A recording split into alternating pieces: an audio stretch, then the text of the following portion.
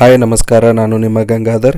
ಈ ವಿಡಿಯೋದಲ್ಲಿ ಬಸವ ಎಕ್ಸ್‌ಪ್ರೆಸ್ ರೈಲನ್ನು ಲೋಕಾಪುರ ನಿಲ್ದಾಣದವರೆಗೆ ವಿಸ್ತರಿಸುವುದು, ವಿಜಯಪುರ ಬೆಂಗಳೂರು ರೈಲಿಗೆ ಗದಗ್ ಹುಬ್ಬಳ್ಳಿ ಬೈಪಾಸ್ ಬಳಕೆ, ಶಬರಿಮಲೈ ಭಕ್ತರಿಗೆ ವಿಶೇಷ ರೈಲು, ಕೆಲ ರೈಲುಗಳಿಗೆ ಐಸಿಎಫ್ನಿಂದ LHB ಕೋಚ್ಗಳ ಮೇಲ್ದರ್ಜೆ ಹಾಗೂ ಕ್ರಿಸ್ಮಸ್ ಮತ್ತು ಹೊಸ ವರ್ಷದ ಪ್ರಯುಕ್ತ ವಿಶೇಷ ರೈಲುಗಳ ಆರಂಭದ ಬಗ್ಗೆ ಒಂದಿಷ್ಟು ಮಾಹಿತಿ ತಿಳಿದುಕೊಳ್ಳೋಣ.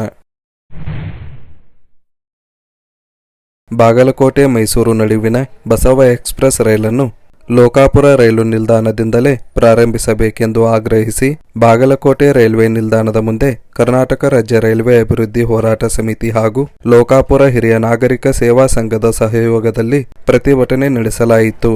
ಲೋಕಾಪುರದಿಂದ ರೈಲು ಆರಂಭಿಸುವುದರಿಂದ ಲೋಕಾಪುರ ಸೇರಿದಂತೆ ಸುತ್ತಲಿನ ಹಳ್ಳಿಗಳ ಜನರಿಗೆ ಅನುಕೂಲವಾಗುತ್ತದೆ ಎಂದು ಪ್ರತಿಭಟನಾಕಾರರು ಹುಬ್ಬಳ್ಳಿ ನೈಋತ್ಯ ರೈಲ್ವೆಯ ಮಹಾವ್ಯವಸ್ಥಾಪಕರಿಗೆ ಬಾಗಲಕೋಟೆ ರೈಲ್ವೆ ಅಧೀಕ್ಷಕರ ಮೂಲಕ ಮನವಿ ಸಲ್ಲಿಸಿದ್ದು, ಕೂಡಲೇ ರೈಲು ಆರಂಭಿಸಬೇಕೆಂದು ಘೋಷಣೆಗಳನ್ನು ಕೂಗಿದ್ದಾರೆ. ಕರ್ನಾಟಕ ರಾಜ್ಯ ರೈಲ್ವೆ ಅಭಿವೃದ್ಧಿ ಹೋರಾಟ ಸಮಿತಿ ರಾಜ್ಯಾಧ್ಯಕ್ಷರಾದ ಕುತುಬುದ್ದೀನ್ ಖಾಜಿರವರು ಮಾತನಾಡಿ, ಬಾಗಲಕೋಟೆ ಲೋಕಾಪುರ ರೈಲು ಮಾರ್ಗ ಈಗಾಗಲೇ ಪೂರ್ಣಗೊಂಡಿದ್ದು, ಸದ್ಯ ಸರಕು ರೈಲುಗಳಷ್ಟೇ ಚಲಿಸುತ್ತಿದ್ದು, ಪ್ರಯಾಣಿಕರ ರೈಲನ್ನು ಆರಂಭಿಸಬೇಕೆಂದು ಆಗ್ರಹಿಸಿದ್ದಾರೆ. ವಿಜಯಪುರ ಬೆಂಗಳೂರು ರೈಲು ಸಂಚಾರಕ್ಕೆ ಹುಬ್ಬಳ್ಳಿ ಗದಗ್ ಬೈಪಾಸ್ ಬಳಕೆಗೆ ರೈಲ್ವೆ ಅಧಿಕಾರಿಗಳು ಒಪ್ಪಿದ್ದಾರೆ. ಇದೊಂದು ಮಹತ್ವದ ಬೆಳವಣಿಗೆಯಾಗಿದೆ ಎಂದು ಮೂಲಸೌಕರ್ಯ ಅಭಿವೃದ್ಧಿ ಸಚಿವರಾದ MB ಪಾಟೀಲ್ ರವರು ತಿಳಿಸಿದ್ದಾರೆ. ಖನಿಜ ಭವನದಲ್ಲಿ ನೈಋತ್ಯ ರೈಲ್ವೆ ವಲಯದ ಅಧಿಕಾರಿಗಳ ಜೊತೆ ರೈಲ್ವೆ ಯೋಜನೆಗಳ ಪ್ರಗತಿ ಪರಿಶೀಲನಾ ಸಭೆ ನಡೆಸಿದ ಸಂದರ್ಭದಲ್ಲಿ MB ಪಾಟೀಲ್ ರವರು ಅಧಿಕಾರಿಗಳೊಂದಿಗೆ ವಿಜಯಪುರ ಬೆಂಗಳೂರು ರೈಲಿಗೆ ಗದಗ್ ಹುಬ್ಬಳ್ಳಿ ಬೈಪಾಸ್ಗಳ ಬಳಕೆ ಮಾಡಿಕೊಂಡಿದ್ದಲ್ಲಿ ಪ್ರಯಾಣದ ಅವಧಿ ಗಣನೀಯವಾಗಿ ಕಡಿಮೆಯಾಗಲಿದೆ ಎಂದು ಹಾಗೂ ವಿಜಯಪುರ ಬೆಂಗಳೂರು ಮಧ್ಯೆ ಶೀಘ್ರವೇ ವಂದೇ ಭಾರತ್ ರೈಲು ಆರಂಭಿಸುವಂತೆ ಮನವರಿಕೆ ಮಾಡಿದರು. ಇದಕ್ಕೆ ಪ್ರತಿಕ್ರಿಯಿಸಿದ ರೈಲ್ವೆ ಅಧಿಕಾರಿಗಳು, ವಿಜಯಪುರ ಬೆಂಗಳೂರು ರೈಲು ಸಂಚಾರಕ್ಕೆ ಹುಬ್ಬಳ್ಳಿ ಗದಗ್ ಬೈಪಾಸ್ ಬಳಕೆಗೆ ಯಾವುದೇ ಅಭ್ಯಂತರವಿಲ್ಲ, ಆದರೆ ಚಾಲ್ತಿಯಲ್ಲಿರುವ ರೈಲುಗಳ ಮಾರ್ಗ ಬದಲಿಸಲು ಸಾಧ್ಯವಿಲ್ಲವೆಂದು ಮಾಹಿತಿ ನೀಡಿದ್ದಾರೆ. ಇದೇ ವೇಳೆ ವಿಜಯಪುರ ಬೆಂಗಳೂರು ಹೊಸ ವಂದೇ ಭಾರತ್ ರೈಲಿನ ಬಗ್ಗೆ ಮಾತನಾಡಿದ ಅಧಿಕಾರಿಗಳು, ವಂದೇ ಭಾರತ್ ರೈಲು ಸೇವೆ ಬದಲು ವಂದೇ ಭಾರತ್ ಸ್ಲೀಪರ್ ಕೋಚ್ ಸೇವೆ ಸೂಕ್ತವೆಂದು ರೈಲ್ವೆ ಅಧಿಕಾರಿಗಳು ಅಭಿಪ್ರಾಯ ವ್ಯಕ್ತಪಡಿಸಿದ್ದಾರೆ. ಇದೇ ಸಂದರ್ಭದಲ್ಲಿ ಬೆಂಗಳೂರು ತುಮಕೂರು, ಬೆಂಗಳೂರು ಮೈಸೂರು ಚತುಷ್ಪಥ ಮಾರ್ಗ, ಮಡಕಶಿರಾ ಪಾವಗಡ, ಮಧುಗಿರಿ ಪಾವಗಡ ನಡುವಿನ ಹಳಿ ಜೋಡಣೆಯ ಬಗ್ಗೆ ಚರ್ಚಿಸಲಾಗಿದೆ ಎಂಬ ಮಾಹಿತಿ ಇದೆ. ಶಬರಿಮಲೈ ಭಕ್ತರಿಗೆ ಅನುಕೂಲವಾಗುವಂತೆ ರೈಲ್ವೆ ಇಲಾಖೆಯು ಮಂಗಳೂರು ಜಂಕ್ಷನ್ನಿಂದ ತಿರುವನಂತಪುರಂ ನಾರ್ತ್ ಮಧ್ಯೆ 7 ಟ್ರಿಪ್ಗಳ ಸಾಪ್ತಾಹಿಕ ವಿಶೇಷ ರೈಲು ಓಡಿಸಲು ಮುಂದಾಗಿದ್ದು, ಈ ರೈಲು ಪ್ರತಿ ರವಿವಾರ ಸಂಜೆ 6 ಗಂಟೆಗೆ ಮಂಗಳೂರು ಜಂಕ್ಷನ್ನಿಂದ ಹೊರಟು ಮರುದಿನ ಬೆಳಿಗ್ಗೆ 6 ಗಂಟೆ 30 ನಿಮಿಷಕ್ಕೆ ತಿರುವನಂತಪುರಂ ನಾರ್ತ್ ರೈಲು ನಿಲ್ದಾಣ ತಲುಪಲಿದೆ.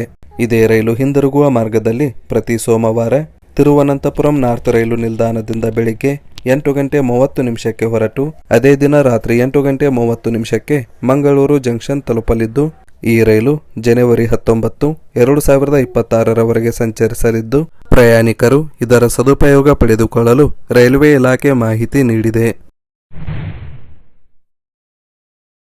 ಬಳ್ಳಾರಿ ಸಂಸದರಾದ ತುಕಾರಾಂ ರವರು ಹುಬ್ಬಳ್ಳಿ ರೈಲ್ವೆ ಭವನದಲ್ಲಿ ರೈಲ್ವೆ ಇಲಾಖೆಯ ಸಹಾಯಕ ಪ್ರಧಾನ ವ್ಯವಸ್ಥಾಪಕರು ಹಾಗೂ ಚೀಫ್ ಇಂಜಿನಿಯರ್ ಮತ್ತು ಇತರೆ ಎಲ್ಲ ಅಧಿಕಾರಿಗಳೊಂದಿಗೆ ಸಭೆ ನಡೆಸಿ ಬಳ್ಳಾರಿ ಮತ್ತು ವಿಜಯನಗರ ಜಿಲ್ಲೆಗೆ ಸಂಬಂಧಿಸಿದ ಕೆಲ ಕಾಮಗಾರಿಗಳ ಬಗ್ಗೆ ಚರ್ಚಿಸಿದ್ದಾರೆ.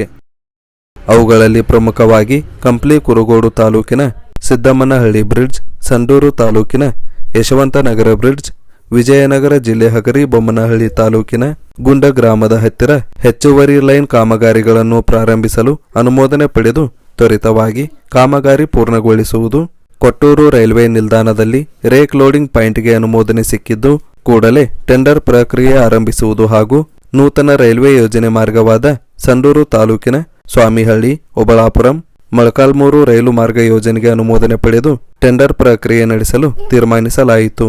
ಇದರೊಂದಿಗೆ ಅಖಂಡ ಬಳ್ಳಾರಿ ಜಿಲ್ಲೆ ವ್ಯಾಪ್ತಿಯ ರೈಲ್ವೆ ನಿಲ್ದಾಣಗಳನ್ನು ಮೇಲ್ದರ್ಜೆಗೇರಿಸುವುದು, ಪಾದಚಾರಿ ಬ್ರಿಡ್ಜ್ಗಳನ್ನು ನಿರ್ಮಿಸಿ ಸಂಚಾರ ದಟ್ಟಣೆಯನ್ನು ಕಡಿಮೆ ಮಾಡುವ ಬಗ್ಗೆಯೂ ಚರ್ಚಿಸಲಾಯಿತು ಎಂದು ಸುದ್ದಿಗೋಷ್ಠಿಯಲ್ಲಿ ತಿಳಿಸಿದ್ದಾರೆ.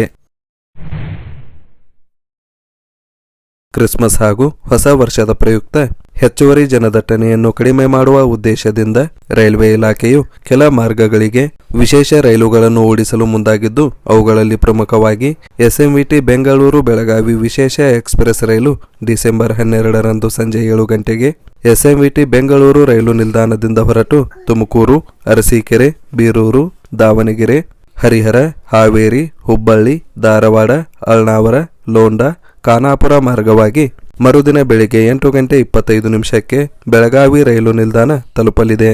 ಇದೇ ರೈಲು ಹಿಂದಿರುಗುವ ಮಾರ್ಗದಲ್ಲಿ ಡಿಸೆಂಬರ್ 28ರಂದು ಸಂಜೆ 5:30 ಬೆಳಗಾವಿಯಿಂದ ಹೊರಟು ಮರುದಿನ ಬೆಳಿಗ್ಗೆ 5 ಗಂಟೆಗೆ ಎಸ್ಎಂವಿಟಿ ಬೆಂಗಳೂರು ರೈಲು ನಿಲ್ದಾಣ ತಲುಪಲಿದೆ.